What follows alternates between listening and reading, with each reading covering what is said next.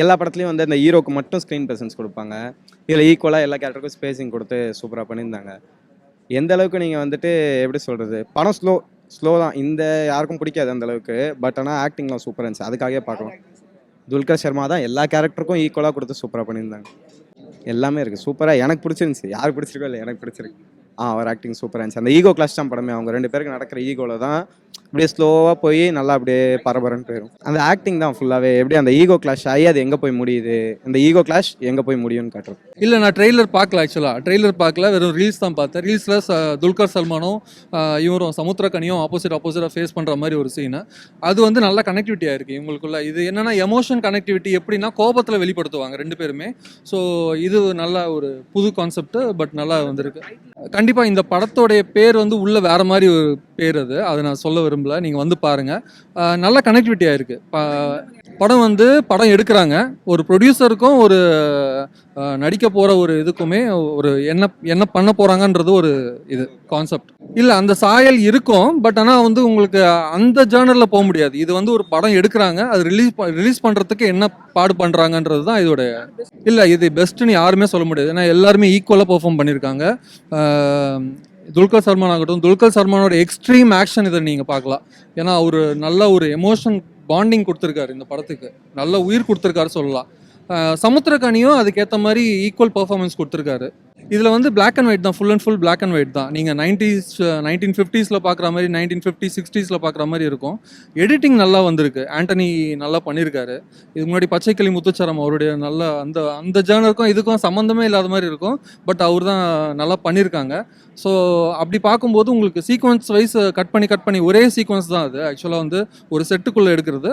அது பர்டிகுலர் சீக்வன்ஸை அதை கட் பண்ணி பர்சனல் லைஃபு ப்ளஸ் இந்த செட்டு இதெல்லாமே மிக்ஸ் பண்ணி காம்பினேஷனில் வரதால் கொஞ்சம் பார்க்க முடியுது. ஃபீமேல் லீட் நல்லா பண்ணியிருக்காங்க, அவங்க நல்லா நடிச்சிருக்காங்க. செட் ஒர்க்லாம் நல்லா தான் இருக்குது. ஒரே செட்டு ஒரே சீக்வன்ஸ் தான். அந்த ஃப்ரேமில் தான் எல்லாமே நடக்குது. ஸோ அதனால் நல்லா தான் ரியலிஸ்டிக்காக தான் இருக்குது. சினிமாட்டோகிராஃபி ஸ்க்ரீன் பிளே எல்லாமே நல்லா தான் இருக்குது. கொஞ்சம் கம்மி பண்ணியிருக்கலாம். இந்த இன்வெஸ்டிகேஷன் ஸ்லாக்ஸ் எல்லாமே கொஞ்சம் கம்மி பண்ணியிருக்கலாம். மற்றபடி எல்லாமே ஓகே தான்.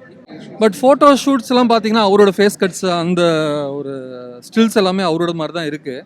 பட் அந்தளவுக்கு டீட்டெயிலாக டெப்த்தான்னு தெரியல. எந்த மாதிரி இருந்த படம், யாருக்கான படம் கேட்குறீங்களா?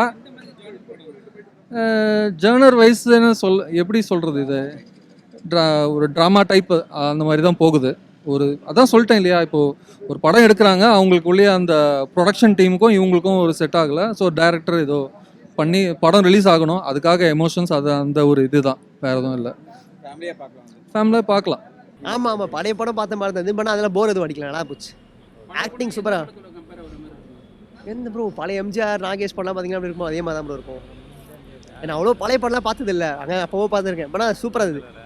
லைக் பழைய படம் பார்த்தா போர் அடிக்கலாம், அந்த மாதிரி எதுவுமே இல்லை, சூப்பராக இருக்குது. அவர் எடுக்கிற எல்லா படமும் ஹிட் ஆகுது. சீதாராமன் நல்லா இருந்தது, லக்கி பாஸ்கர் சூப்பராக இருக்குது. எல்லாம் வேறு சாணர் தான் பண்ணால் சூப்பர் ஆக்டிங் பண்ணி சமாளிச்சிடறாரு. லைக் ஸ்டோரியும் நல்லா இருக்குது, அவர் ஆக்டிங் நல்லா இருக்குது, படம் சூப்பராக இருந்தது. அதனாலே அவங்க புது ஹீரோயின் நினைக்கிறேன். பண்ணால் புது ஹீரோயின் மாதிரி தெரில. லைக் எல்லாருமே ஃப்ரெண்ட்ஸ் எல்லாரும் பார்த்தானுங்க, பார்த்தவங்க எல்லாருமே பிடிச்சது அவங்கள. நல்லா இருந்தது. இப்போ வந்து பாகவதர் இருக்காருல்ல, அவரை பற்றின கான்ட்ரவர்சி தான் படம் அப்படின்னு அவரை பற்றி தெரியாது ப்ரோ எனக்கு எதுவுமே. ஏதாவது சீன்ஸ் இருக்கா? பாடகர் பற்றி எதனா எடுத்திருக்காங்களா? பாடகர் பற்றிலாம் எதுவும் தெரில. லைக் ஏதோ டேரக்டருக்கும் ஆக்டருக்கும் கிளாஸ் மாதிரி தான் போவோம். பண்ண அவரை பற்றி எதுவும் தெரியாது எனக்கு. சமுத்திரக்கனி வந்து பேன் இண்டியா ஸ்டார் ஆகிட்டாரு. இந்த படத்தில் எப்படி பர்ஃபார்ம் பண்ணியிருக்காரு? சூப்பராக பண்ணியிருக்காரு ப்ரோ. அவர் செம்மையாக இருக்கு, பார்க்கலாம். அவர் சும்மாவே நல்லா நடிப்பார். இந்த படத்துல அவரும் இன்னொரு ஹீரோ தான் ப்ரோ படத்துல. அவ்வளவுதான். எப்படி டெலிவரி பண்ணிருக்காரு அவரோட ஆக்டிங். அதுதான் ப்ரோ, லைக் துல்கருக்கு டஃப் கொடுக்குற மாதிரி நடிச்சிருக்காரு. இப்போ துல்கர் தான் செம்மையா பண்ண. சமுத்திரக்கனி வேஷமா சொல்ல முடியாது. ஹீரோ வில்லன், அவர் வில்லனே சொல்ல, அவர் இன்னொரு ஹீரோ தான், நல்லா பண்ணியிருக்காரு. என்ன மாதிரியான கண்டென்ட் எடுத்திருக்காங்க இப்போ? அது எப்படி சொன்னா, ட்ரூ லவ் பற்றி சொல்லியிருக்காங்க அண்ட் சினிமா பற்றி சொல்லியிருக்காங்க. நல்லா இருக்கு. ஆக்டிங் தான் மெயினாக. நிறைய பிரச்சனைகள் இருக்கு. நிறைய பிரச்சனை முன்னாடி நடந்திருக்கு, அதெல்லாம் வெளில வந்திருக்காரு. இதுல சினிமாவில் நடந்த பிரச்சனையை இந்த ஸ்கிரிப்ட் வந்து இப்போ டேரக்டருக்கும் பிடிச்சிருக்கும், ஆக்டருக்கும் பிடிச்சிருக்கும். ஆக்டர் வந்து ஸ்கிரிப்டை மாற்றுவாங்க, இந்த மாதிரி பண்ணலாம், அதை சொல்லியிருக்காங்க. ஆனால் கடைசியாக பார்த்தோன்னா 2 டேரக்டருக்கு பிடிச்ச மாதிரி தான் வரும். படமும் நல்லா ஹிட் ஆகிடும், எல்லாருக்கும் பிடிச்சி. ஓவராலாக எப்படி இருக்கு? பார்க்கலாம் ப்ரோ, 10க்கு 8 தரலாம் ப்ரோ. ஒர்த்து வாட்சிங். நம்ம ஜென்ரேஷன் எது பண்ணால் சினிமா லவர்ஸ் கண்டிப்பாக பிடிக்கும் ப்ரோ. யாரெல்லாம் சினிமா ரொம்ப விரும்பி அவங்களுக்கு நல்லா பிடிக்கும். படம் ஸ்லோவாக இருக்குன்னு சொல்கிறாங்க. ஃபர்ஸ்ட் ஹாஃப் கொஞ்சம் ஸ்லோவாக போச்சு. இப்போ நான் செகண்ட் ஹாஃப்லேருந்து காம்பன்சேட் ஆகிடும் ஃபர்ஸ்ட் ஹாஃப் பார்த்த மாதிரியே. ஓகே. சாங்ஸ் எல்லாம் இருக்கா?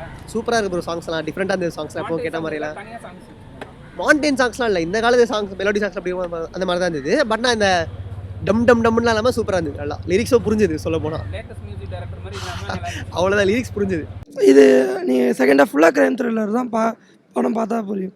ஒரு ஆக்டர் எந்த கதாபாத்திரம் கொடுத்தாலும் கரெக்டாக பண்ணுவார்ல, அதை இங்கேயும் பண்ணியிருக்கிறாரு. அது எல்லாமே யூஸ் பண்ணியிருக்காங்க. இப்போ வந்து ஒரு பீரியாடிக்கில் ஒரு ஆக்டர் அவங்களுக்கான டார்க் சைட்ஸ் எப்படி இருக்கும் அவங்க, அதுதான் கான்செப்ட். சமுத்திரக்கனி சார் எப்போவுமே வழக்கம் போல் ஒரு வில்லனிசம் கொடுத்தா இப்படி பண்ணிடுவாரோ அது பண்ணிட்டார். அவர் வெர்சடைல் ஆக்டர், அவர் எல்லாத்தையும் பக்காவாக பண்ணி கொடுத்துருவார். பிஜிஎம்ஸ் நல்லா தான் இருக்குது. ஓவராலாக ஏதாவது ஒர்த் டு வாட்ச். 3 பேருமே போட்டி போட்டுக்கிறாங்க, ராணா தகுபதி, சமுத்திரக்கனி, துல்கர் சல்மான். ஹீரோயின் வந்து அவங்கள தான் ஆர்ட் இந்த படத்தோட அவங்க தான் காந்தா.